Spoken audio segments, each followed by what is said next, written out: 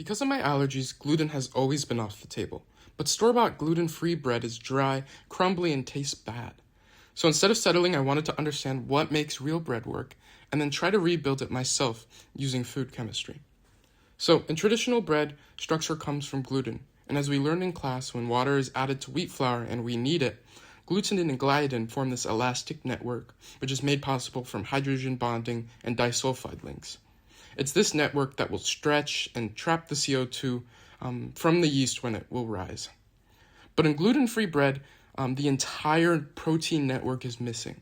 So how can I rebuild this structure but not using gluten? So instead of wheat, I'm using 1 cup of brown and white rice flours, 1/2 cup tapioca starch, and all of these are mostly starch made of amylose and amylopectin. When I add heat and water later, those granules will gelatinize, meaning that they'll swell, they'll lose their crystalline structure, and overall they'll form this gel that sort of gives the bread its backbone. To add more elasticity, I'll add 2 tablespoons of xanthan gum, which has this long chain polysaccharide, xanthan, that forms a very, very viscous and tangled network when it's in water. So in this way, it will act like a synthetic gluten, which will increase the viscosity and help trap gas when we ferment it. Next, I'll add in sugar, salt, and yeast. Yeast will metabolize the sugars into carbon dioxide and ethanol, the CO2 will inflate air pockets in the dough, and salt will control osmotic pressure, slowing down the yeast activity and keeping the system stable. To add structure and richness, I'll add 12 tablespoons of butter and a cup of milk. Butter has triglycerides that coat starch granules, which will limit too much cross-linking and make the crumbs softer. Milk will add both proteins and lactose, which will later participate in Maillard browning. The 6 eggs I add next are especially important, since egg whites contain proteins like ovolbumin that will denature and coagulate during baking. This will create a reinforcing protein network, and the egg yolks will have lecithin, which is a phospholipid emulsifier that will stabilize the fats and water in our batter. Also, since the milk I bought isn't homogenized, the fat globules will change their matrix a bit and make the crumb more tender and tasty.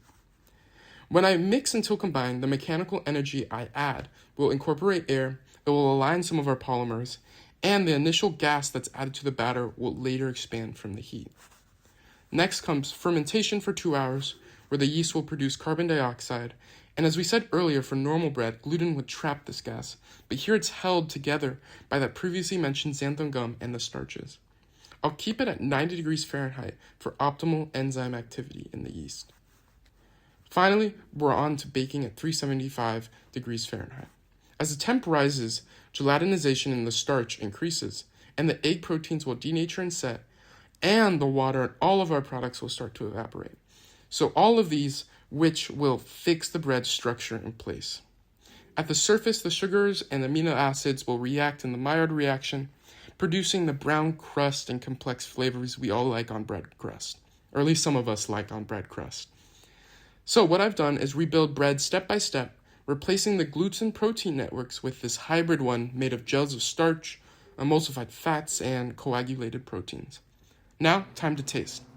And yes, it's much better than store-bought gluten-free bread. Thank you.